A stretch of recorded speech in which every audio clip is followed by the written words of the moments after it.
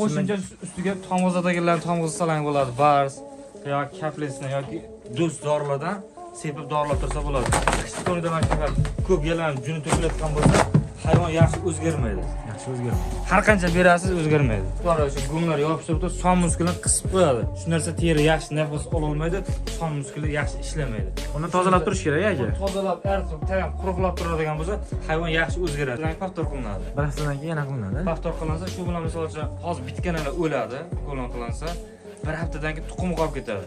Shu tuxumlari o'lmay qoladi. Ikki marta qilinsa, shu tuxumlar ham o'ladi, keyin hayvon yaxshi o'zgaradi. Chorvadar akalar, qish kunida mollaringiz ko'p bezovta bo'lib qashlanyaptimi? Demak, mollaringiz o'zgarmayapti. Videoni oxirigacha ko'rib tursangiz, doktor akamizdan to'liq videolarni olib beramiz ekan. Aka, mollarimizga nima ishlar qilinyapti? Bugun xudo xolasa biz foydali video qilib olyapmiz.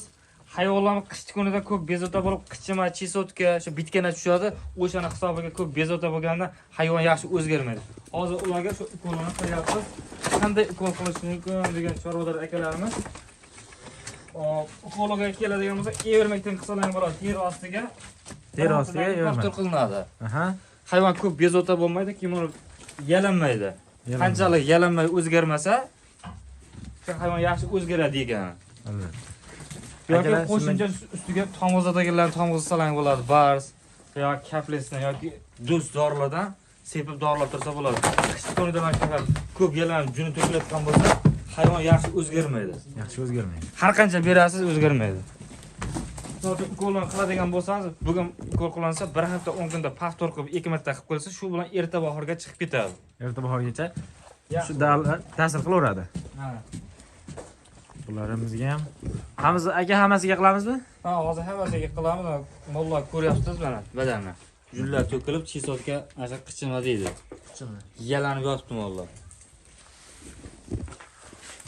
Ba'zi bu ukoldan keyin ishtahlari ham yaxshi bo'ladi aka. Ha, shu bezovta bo'lmaydi, o'zgarish yaxshi bo'ladi. Teri ostiga qilib nima ko'r qildingiz hozir? Evermakda. Evermak.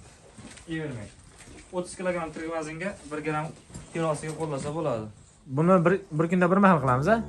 Ha. Bir kunda bir mahal.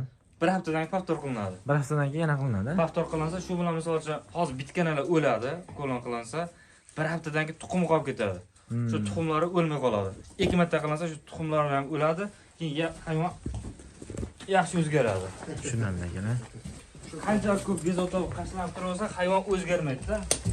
Ko'p qashlansa, ko'p bezovta bo'lsa, mollar yaxshi ko'p o'zgarmaydi. energiya yo'qotadi. Aka, bu yozgi mavsumda ham bo'ladimi? Bunaqa holatlar? Yozgi mavsumida ham bo'ladi. Lekin qish kuni ko'p bo'ladi. Sababi tashqari sovuq, bu yer molxona issiq bo'ladi. Issiqda kuchayadi teri parazitlari. Nega qish kunida teri parazitlari kuchayganligi sababli o'shaning uchun qichima shunaqa kasalliklari avjiga chiqadi. Bu ukollarimizni bir haftada bir marta qilamiz. Teri ostiga. O'shandan keyin o'zi mollarimizda ham ishlari ham bezovta bo'lmaydi. Teri ostiga bo'yinga qisa bo'ladi. Teri tortiladi, bo'yinga sanchiladi. Yerdagi tuklar to'kilishi ham kamayadi. Agar mana bezovta bo'lishini ko'ryapsizlar, bu molimizda ancha ham kuchayib ketgan. Bu vitaminlar olib baquvvat bo'lib ketganda, shu 10 kun oldin vitaminlarni qilganmiz. Yomon gazlanish degan molxona. Shuni hisob o'tiladi. Gazlanish hisob o'tiladi. Aka, mollar yo'talishi gazlanish hisobiga yo'taladi. Ha, mana ko'ryapsizlar, kunjira yeydi. Kunjiradan o'zidan o'sha amyak hidi, o'sha gaz chiqarib hayvonlarning o'pkasiga beradi. U narsa ishtahani yo'qoladi. Hayvonda zaharlanish bo'ladi. O'zgarishi yaxshi bo'lmaydi. O'zgarish yaxshi bo'lmaydi mana. Uni bo'qlari o'sha gumlar yopishib turib, son muskulini qisib qo'yadi. Shu narsa teri yaxshi nafas ola olmaydi, son muskuli yaxshi ishlamaydi. Uni tozalab turish kerak aka. Tozalab, artib, tayam quruqlab turadigan bo'lsa, hayvon yaxshi o'zgaradi shunda. Aka, bularga yaxshi o'zgarish uchun yana qanaqa vitaminlar qilsa bo'ladi? Misol uchun o'stirgani shu butasal yoki multivitaminlardan qilib tursa ham bo'ladi. O'sha yemiga qo'shib turib, immunofor parashogi bo'ladi, shu vitaminga kiradi. O'shandan baklashgan qop-qog'ada ertalab kechqurun berib turilsa, u narsa ham ishtahani ochadi, ham o'zgartirib beradi. Bu holatda yemishiga nima bergan yaxshi ratsionda? hozirgi kunda uyda egalarimiz masalan silos bilan kepak berishyapti.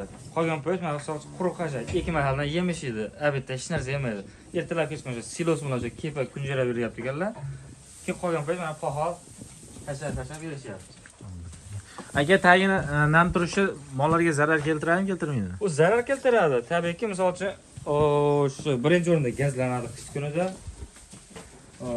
Badaniga go'ng yopishib qolib, badanni qisib qo'yadi.